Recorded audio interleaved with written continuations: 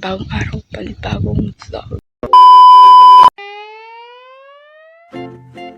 So yan, pagpasok namin sa entrance, naglakad lang kami papunta sa water complex.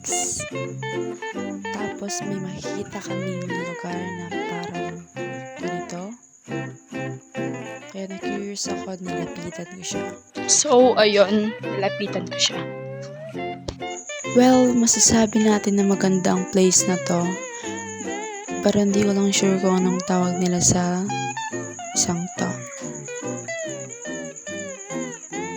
So yan, naglakad na naman ulit kami papunta sa harap ng water complex. A few moments later. Finally, andito na rin kami. So yan, dito na kami sa harap ng water complex. Bumaba lang kami dito. And then, nag-picture with water lilies. Ito yung oras na akala ko, ito lang. Ito na ba yun? Ito mo yun. Ito na ba yun? Ito na ba yung water complex? Pero mali pala. So, ayun, next. Tumaas kami dito. Then, syempre, bumaba.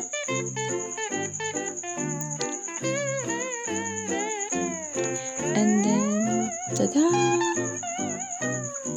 What's up, peeps? Dito ngayon tayo sa water complex. So, dito sa part na to, nagagandahan ako sa mga flowers. So, yun, sinali ko sa vlog. Ganda nila. And then, wow! Ito pala yun. Curious din ako kung ano yung gumagalaw sa tubig.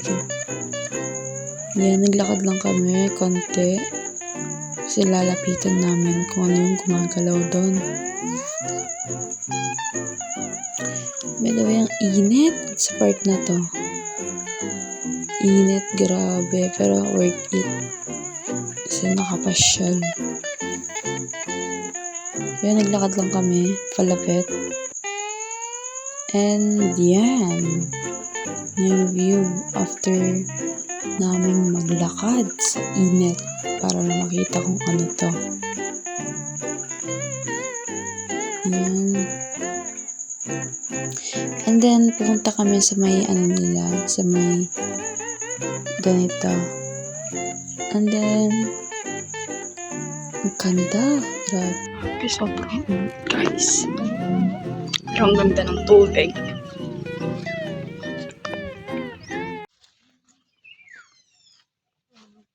Thanks for watching.